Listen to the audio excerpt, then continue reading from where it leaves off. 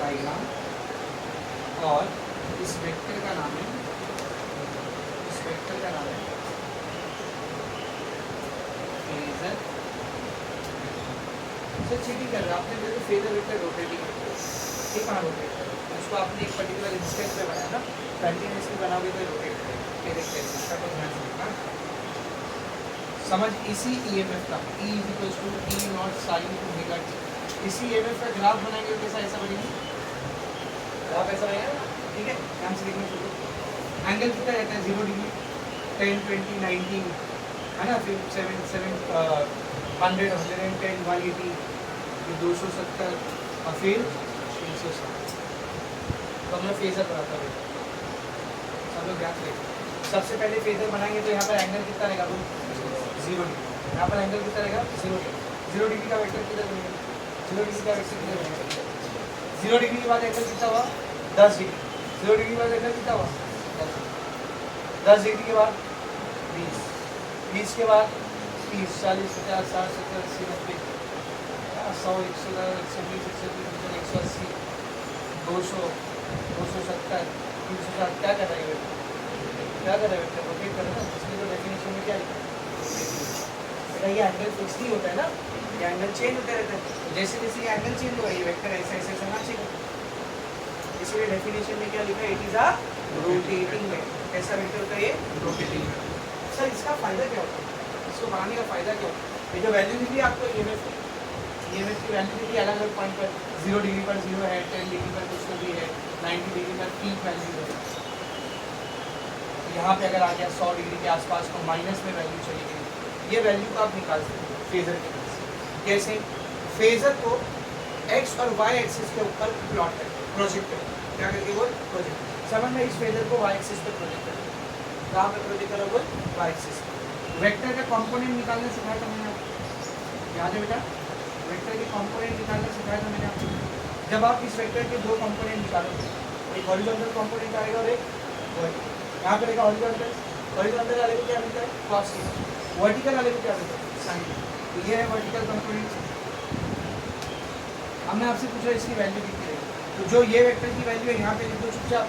अगर ये थीटा के साथ होता तो cos थीटा मिलता, और ये थीटा के साथ है या दूर है, दूर है, तो क्या मिलेगा sin। मतलब इस वेक्टर की वैल्यू कितनी रहेगी, E0 sin ओमेगा t। कौन है E0 sin ओमेगा t, कौन है E कर देंगे। मतलब फेजर को जब आप वर्टिकल एक्सिस पर प्रोजेक्ट कर दोगे ना, आपको जो वैल्यू मिलेगा वो थीटा मिलेगा। ये कैसे, ध्यान से देखो। समान मैंने 0 डिग्री लिया, 0 डिग्री पे फेजर कैसा बनेगा, ऐसा बनेगा। 0 डिग्री पे ऐसा बनेगा फेजर, है कि नहीं। इसका वर्टिकल कंपोनेंट क्या है, एक हॉरिजॉन्टल लाइन का वर्टिकल कंपोनेंट 0 है ना। ऐसा रहता तो वर्टिकल कंपोनेंट बनता, ऐसा है तो उसका वर्टिकल कंपोनेंट बनेगा। तो इसका वर्टिकल कंपोनेंट कितना है 0, मतलब ईएमएफ की वैल्यू क्या है 0। तो जरा चेक करो, क्या 0 डिग्री पर ईएमएफ 0 है, बिल्कुल 0 है। समझ 45 डिग्री, 45 डिग्री तो फेजर कैसा बनेगा 45 डिग्री ऐसा बनेगा। अब मुझे ये पता करना है 45 डिग्री पे ये ई का वैल्यू कितना है, ई का वैल्यू कितना है। तो मैं क्या करूँगा, चुपचाप इसको वर्टिकल पे ऐसा प्रोजेक्ट करूँगा, जितना बड़ा ये डिस्टेंस रहेगा उतना ई का वैल्यू। समझ मैंने लिया 90 डिग्री, जरा देख 90 डिग्री में ईएमएफ कहाँ तक पहुँच गया, पीक तक पहुँच गया। कहाँ तक पहुँच गया, पीक तक। तो ध्यान से देखना 90 डिग्री पर ये फेजर कहाँ है, 90 डिग्री में फेजर कहाँ रहेगा, ऐसा सीधा सीधा रहेगा, दिस इज द फेजर। और यही वर्टिकल कंपोनेंट है। फेजर का लेंथ कितना होता है E0, तो आया नहीं समझ। 120 डिग्री, 120 डिग्री में फेजर यहाँ पे नहीं रहेगा। ये पॉजिटिव वैल्यू है नेगेटिव वैल्यू, नेगेटिव। तो 120 में जब आप इसको लेके जाओ 120 किधर आना है, यहाँ पे नहीं आएगा। इसको जब आप प्रोजेक्ट करोगे, इसको जब आप प्रोजेक्ट करोगे तो आपको ईएमएफ का वैल्यू मिलेगा, इसका वैल्यू मिलेगा ईएमएफ। यहाँ पे कितना ईएमएफ है 100 में आने से। तो this is how we can do, ठीक है ना। 180 के बाहर गया समझ, सॉरी यहाँ पे 120 बोल रहे हैं, 120 यहाँ ये 180 रहता है ना, समझ 180 के ऊपर गया 220 पे गया, कितने पे गया बोल 220। तो 220 किधर आने लगा, 220 किधर आने लगा 90 180 270, ये दोनों के बीच में कहीं आएगा ना 220, ये रहा 220। इसको प्रोजेक्ट करो वाई एक्सिस पे प्रोजेक्ट करो, कहाँ आएगा नेगेटिव। तो फेजर को जब हम लोग वाई एक्सिस के ऊपर प्रोजेक्ट करते हैं तो अपने को वैल्यू मिलता है ईएमएफ या करंट की वैल्यू। तो ये तो मैंने फेजर डायग्राम बनाया ईएमएफ को लेकर बनाया, क्या आप करंट को लेकर नहीं बना सकते, सेम। समझे अच्छे से? क्या बोलते हैं बेटा इसको? Phasor diagram. एकदम अच्छे से समझा? क्यों पढ़ाई सर फेजर डायग्राम? अब यहाँ से हम लोग चालू करेंगे AC voltage applied to a resistance, applied to a inductor, applied to a capacitor, applied to LCR circuit. जब इन चारों को हम लोग पढ़ेंगे ना तो इन चारों में आपको फेजर डायग्राम, ग्राफ भी बनाना है और फेजर डायग्राम। तो फेजर डायग्राम होता क्या है समझो? डेफिनेशन अंडरलाइन कर ली। अब हम लोग स्टार्ट करते हैं अपना आज का पहला मेन टॉपिक। क्या है देखो, AC voltage applied to a resistor. पहला मेन टॉपिक क्या है बेटा? AC voltage applied to a resistor.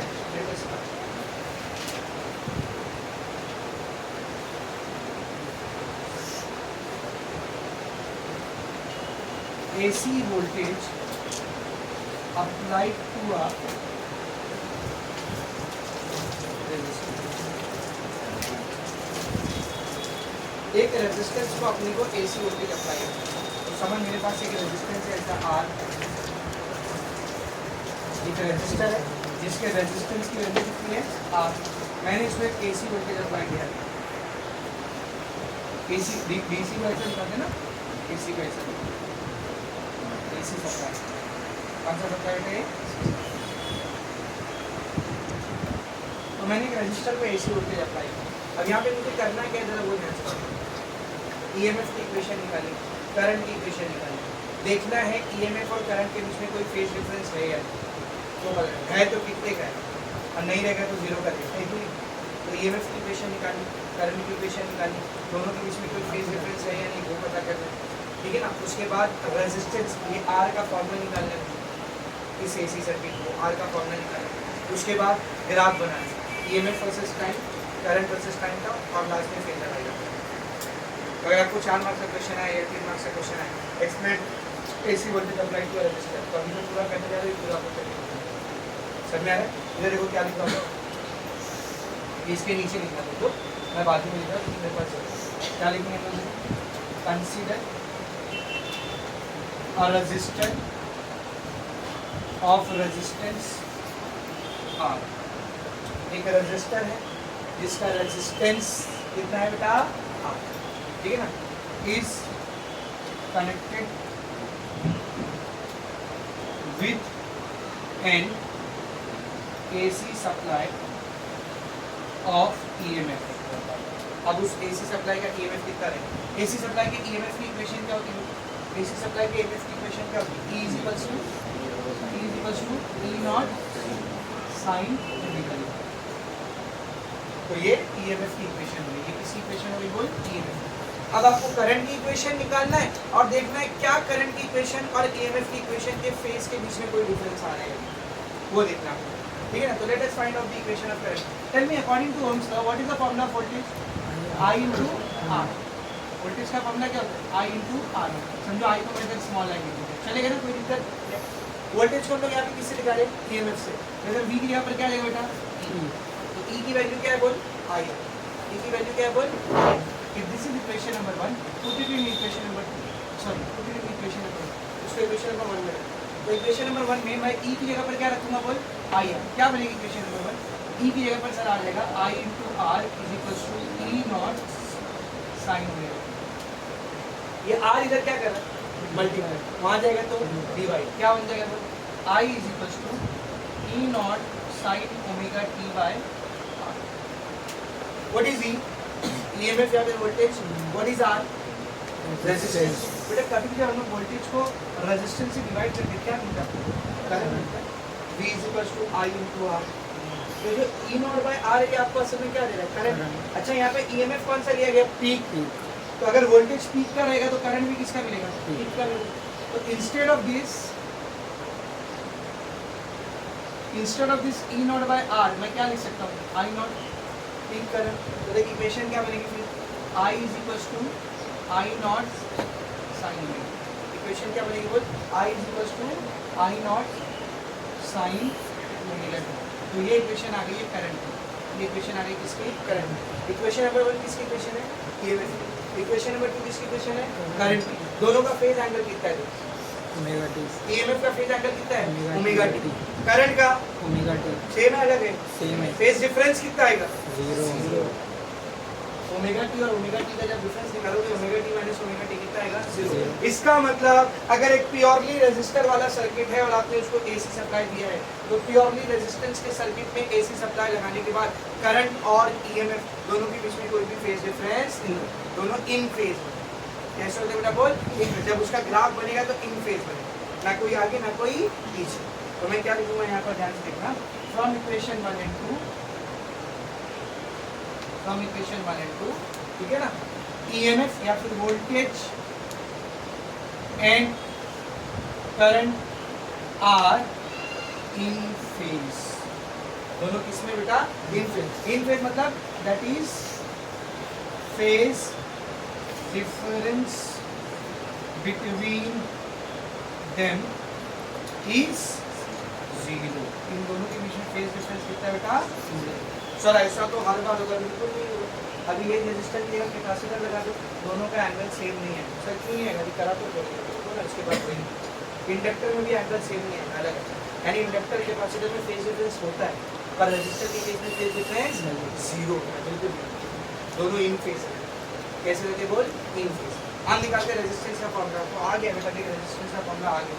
I not किसको रखा है हमने, आई नॉट किसको रखा है हमने, ई नॉट बाय आर। यहाँ से मेरे को पता रेजिस्टेंस का फॉर्मूला क्या है, ई नॉट बाय पीक ईएमएफ की वैल्यू को पीक करंट की वैल्यू से डिवाइड कर दो, आपको क्या मिल जाएगा बोल, रेजिस्टेंस। तो एक एसी सप्लाई को रेजिस्टर को अप्लाई करोगे तो रेजिस्टेंस का फॉर्मूला क्या होता है बोल, ई नॉट बाय आर। इसका एक फॉर्मूला और लिख सकते हैं, एक फॉर्मूला और लिख सकते हैं। कैसे, जरा ध्यान से देखना, ऊपर नीचे मैं √2 से डिवाइड कर दूँ, ऊपर और नीचे दोनों को किससे डिवाइड कर दे रहा हूँ, तो √2। पहले बताओ कर सकता है या नहीं, कर सकते हैं ना भाई, √2 कैंसिल हो जाएगा। What is this E naught by √2, E naught by √2 किसका फॉर्मूला है, ई आरएमएस, और I naught by √2 I RMS. तो आर का एक और फॉर्मूला क्या आ गया, देखो, ई आरएमएस बाय। अगर आपने एसी सर्किट को एक रेजिस्टर के अक्रॉस लगाया है और आपको उस सर्किट का रेजिस्टेंस निकालना है तो आपके पास दो फॉर्मूला, या तो पीक ईएमएफ को पीक करंट से डिवाइड कर दो, या तो आरएमएस ईएमएफ को आरएमएस करंट से डिवाइड कर दो। पीक ईएमएफ को आरएमएस करंट से डिवाइड करूंगा तो चलेगा क्या, आपका की शादी में नहीं है तो कुछ भी लगा है, फिजिक्स है तुम्हारे, करते हो तुम लोग ये मिस्टेक। अगर ऊपर पीक ईएमएफ लिया गया तो नीचे करंट भी कौन सा लेना है, पीक लेना। और अगर ऊपर पीक आरएमएस का करंट का आरएमएस वोल्टेज दिया गया तो नीचे क्या लेना है, आरएमएस करंट। एक पीक ले लिए, एक आरएमएस ले लिया, ऐसा चलेगा क्या, नहीं चलेगा। तो these are the two formula for resistance of a resistor connected with an AC supply. समझ में आ रहा है अच्छे से। अब आते हैं सबसे important point, graph, graph and phasor, graph and phasor. सब बोर्ड पर देखो, सबसे पहले ग्राफ बनाएंगे, सबसे पहले क्या बनाएंगे बेटा, ग्राफ। हेडिंग दे दो, हेडिंग देखना सब, ग्राफ ऑफ